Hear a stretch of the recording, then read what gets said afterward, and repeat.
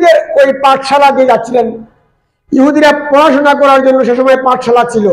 ওই ইহুদিদের পাঠশালা দিয়ে একবার হযরত আবু বকর সিদ্দিক রাদিয়াল্লাহু আনহু হেঁটে যাচ্ছিলেন। তখন ফিনশাহ নামক এক ইহুদি হযরত আবু বকর সিদ্দিক রাদিয়াল্লাহু আনহুকে দেখে উনাকে শোনায়া আরেকজন ইহুদির সাথে কথা বলতেছে, তোমরা শুনছো কিছুদিন আগে একটা আয়াত নাজিল হয়েছে যে আল্লাহ রাব্বুল আলামিন বলছেন আমাকে খরচে হাসানা দাও, ইউকরিদুল্লাহ কারদান হাসানা। এটার মানে তারা বুঝে নিয়েছে যে আল্লাহ নিঃস্ব হয়ে গিয়েছেন আর আমাদের কাছ থেকে আল্লাহ খরচ চাইতেছেন, নাউজুবিল্লাহ।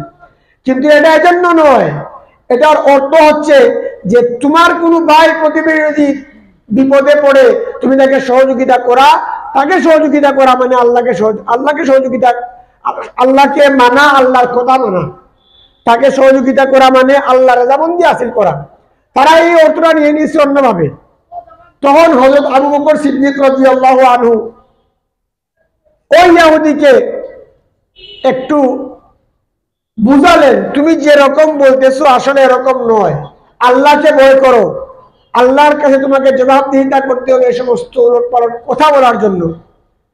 ওই ফিনশা নামক ইহুদি কোনো কিছু না বলে না শুনে সে আল্লাহ এবং আল্লাহর নবীর বিরুদ্ধে চালন করা শুরু করেছে এবং মানুষের কাছে এই মর্মে বলে বেড়াচ্ছে যে আল্লাহ হয়ে গিয়েছেন নিঃস্ব আর আমরা হয়ে গিয়েছি ধনী, নাউজুবিল্লাহ। এই কথা বরদাস্ত করতে না পেরে হযরত আবু বকর সিদ্দিক রাদিয়াল্লাহু আনহু ওই ইহুদিকে প্রহার করেছেন, থাপ্পড় মেরেছেন।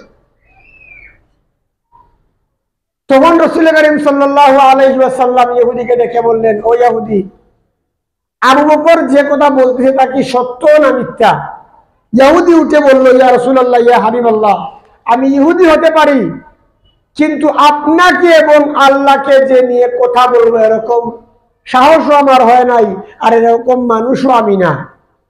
আবু বকর সিদ্দিক রাদিয়াল্লাহু আনহুকে জিজ্ঞাসা করা হলো, হে আবু বকর, ইহুদি তো বলতেছে তুমি তাকে বিনা কারণে মারছো, আর তুমি বলতেছো আমাকে এবং আল্লাহকে কটূক্তিমূলক কথা বলেছে, কোনটা মানবো?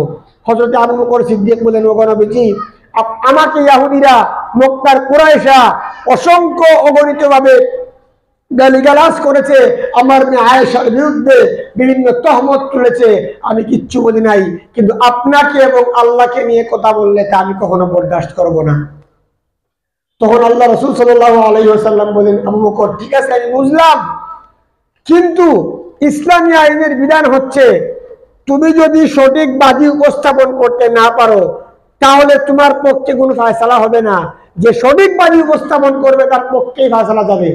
ইসলামী আইনের বিধান আল বাইয়িনাতু আলাল মুত্তাই ওয়াল ইয়ামিনু আলা মান আনকার। যদি আপনার বাদী, আপনার সাক্ষী স্বচ্ছ সবকিছু থাকে তাহলে আপনার পক্ষে রায় পাবেন। হযরত আবু বকর সিদ্দিক বলেন, ওগো নবীজি, আমার পক্ষে কোনো সাক্ষী নাই, কিন্তু আল্লাহকে এবং আপনাকে নিয়ে কটাক্ষমূলক কথা বলেছে, এজন্য আমি তাকে প্রহার করেছি। এর কারণে যদি আমার উপরে কোনো শাস্তি আসে আমি আমার জীবন দিয়ে হলেও সেই শাস্তির মোকাবেলা করব। আমাকে যদি ফাঁসিতে ঝুলানো হয় আমি 1000 বার ফাঁসিতে ঝুলতে রাজি আছি, কারণ আমি আল্লাহ এবং আল্লাহর নবীকে মহব্বত করে ভালোবাসি। এবার আমার কথা লক্ষ্য করুন ভাইরা, আবু বকর সিদ্দিক রাদিয়াল্লাহু তাআলা আনহু কেমন শক্তিশালী ইমানদার মানুষ একটু লক্ষ্য করুন। হযরত আবু বকর সিদ্দিক রাদিয়াল্লাহু আনহু আল্লাহর প্রতি কতটুকু মুতাওয়াজ্জা ছিলেন, কতটুকু আল্লাহ এবং আল্লাহর নবীকে ভালোবাসেন।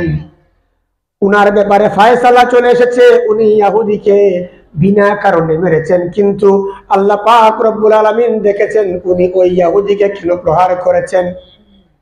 হযরত আবু বকর সিদ্দিকের বিরুদ্ধে ফয়সালা চলে যাবে, এমনি সময় হযরত জিবরাইল আলাইহিস সালাম আসার আওয়াজের ঘন্টার ধ্বনি শোনা যায়। আল্লাহর নবী ডেকে বলেন, একটু অপেক্ষা করো, এই মুহূর্তে জিবরাইল আলাইহিস সালাম তো আসার কথা নয়, এখন জিবরাইল কেন আসেন? হযরত জিবরাইল আলাইহিস সালাম এসে বলেন, ওগো নবীজি, আবু বকর সিদ্দিকের বিরুদ্ধে ফয়সালা দেওয়ার আগে আল্লাহ রাব্বুল আলামিনের আয়াত খানা আগে শুনুন, তারপরে রায় দিবেন। সুবহানাল্লাহ।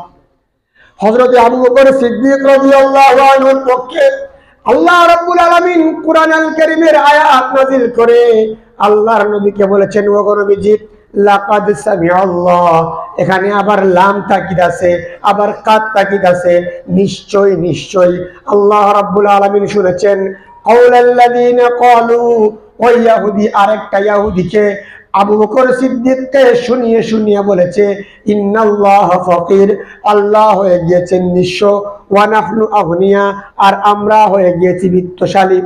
আল্লাহ রাব্বুল আলামিন হযরত আবু বকর সিদ্দিক রাদিয়াল্লাহু আনহুর পক্ষে আয়াত নাজিল করে দিয়ে আল্লাহর নবীকে বলেন, ওগো নবীজি দুনিয়ার तमाम সাক্ষী যদি আবু বকর সিদ্দিকের বিরুদ্ধে চলে যায়, আমি স্বয়ং আল্লাহ রাব্বুল আলামিন আবু বকরের পক্ষে সাক্ষী হয়ে গেলাম। সুবহানাল্লাহ।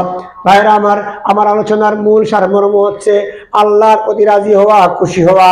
যে হাদিস খান আমি পেশ করেছি, আল্লাহর হাবিব সাল্লাল্লাহু আলাইহি ওয়াসাল্লাম বলেছেন, লা ইউমিনু আহাদুকুম, তোমরা কখনো ইমানদার হতে পারবে না যতক্ষণ না পর্যন্ত হাত্তা আকুনা আহাব্বা ইলাইহি মিন ওয়ালিদিহি ওয়া ওয়ালাদিহি ওয়ান নাসি আজমাইন, তোমরা যতক্ষণ পর্যন্ত ইমানদার হতে পারবে না যতক্ষণ পর্যন্ত তোমাদের পরিবার পরিজন, তোমাদের পিতামাতা, তোমাদের আত্মীয়স্বজনের চাইতে আমি নবীর প্রতি বেশি ভালোবাসা না হবে। নবীর প্রতি বেশি ভালোবাসা হতে হবে। আর নবীর ভালোবাসা, নবীর ইত্তেবার মাধ্যমে আল্লাহর ভালোবাসা পাওয়া যাবে।